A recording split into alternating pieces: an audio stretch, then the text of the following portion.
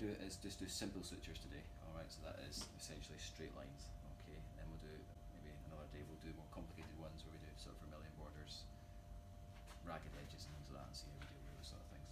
So what we'll do is we'll just quickly go through what we have. So we have different types of sutures and different types of suture material, alright.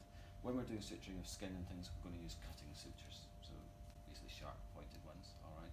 You might use non-cutting, so blunt edged ones for going through deep muscle and things like that, alright.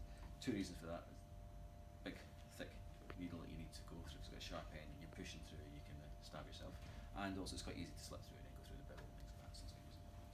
So we've just been using cutting needles.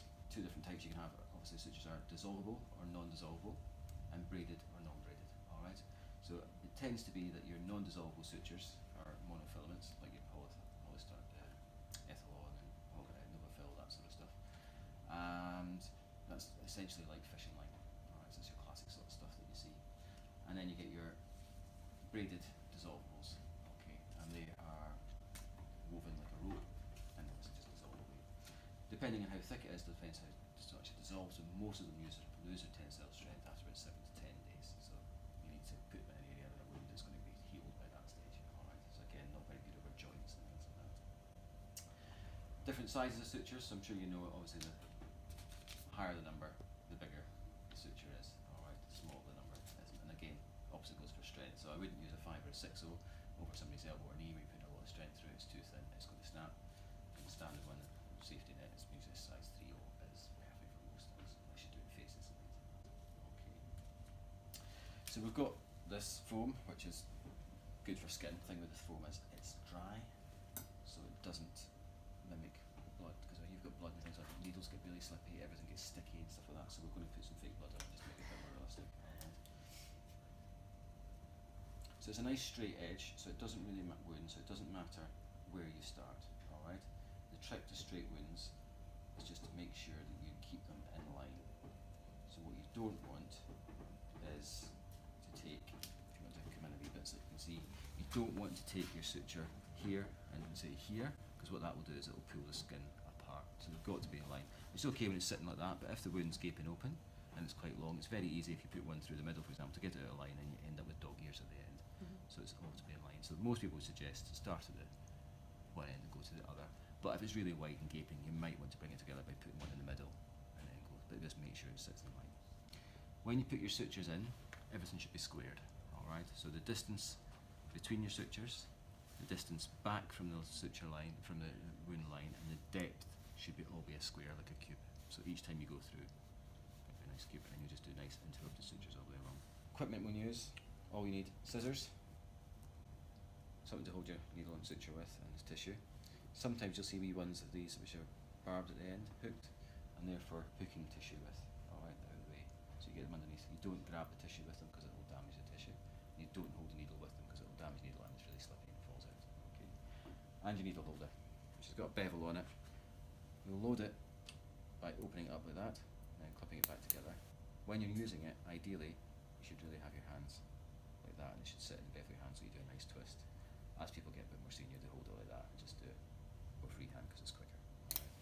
You should never hold your needle, obviously, but for teaching purposes, sometimes it makes it easier. You can see where the string comes in, it joins it about a quarter of the way round. Alright, so 3/4 of the needle is not there. So you don't want to touch too close to that bit because if you damage it, loosen it, and then, I don't know if you've noticed, sometimes you're doing sutures, the string just seems to fall off the needle. That'll be why. To load it just on the verge of that. So you're just leaving the quarter, so about 3/4 of the way around your needle. And you should want it right on the tip, alright? So it should be like that. Okay.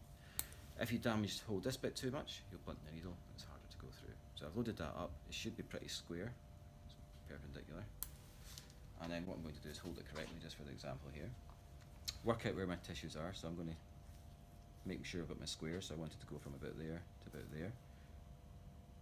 And I'm going to have to just judge the depth by the angle that I put it in. So go right through. Now you can then bring it out, but I wouldn't like this, I would just bring it straight through the other side and try and come right straight out, about the same distance as you went in on the opposite side. Take that off. If you have to, you can push it through a wee touch. Don't touch the tip of the needle and pull it through. And again, never touch the needle. Pull it all the way out until you've just got a tiny bit sticking up, and then you can pretty much just drop that section onto your sterile field. pick up your string either with there, or you can drop those with your fingers.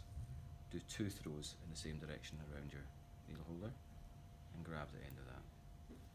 The closer you grab it to the tip, the more likely you are for it to just slip over. Otherwise, if it's too much of a thing, it doesn't come across. And then you want to pull it so it's down. So if you zoom in on that carefully, you'll see it's crossed. If I do that, see how the string crosses. So you want it to be a nice smooth line. Okay, so I'll do another one next time. Next throw is just a single throw. Pull the small end in the opposite direction. And one more throw, and pull the small end again in the opposite direction.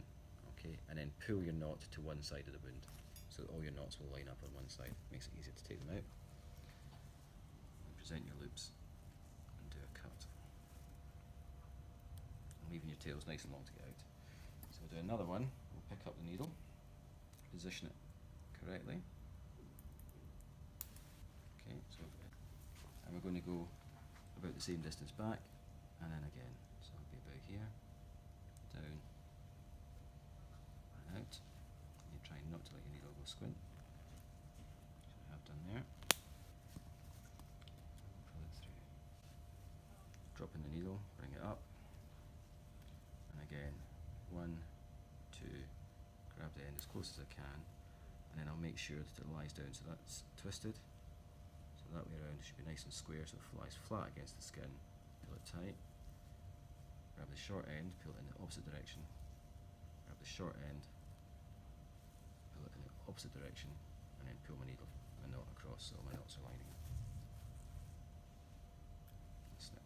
Alright, so that's 2 knots. It'll be a little tight to hold it together, but not too tight that you can't pull it apart or retouch, because that's going to swell as it heals, and it'll just cause digging, and that's how you get those wee scar lines in your sutures. It's been too tight.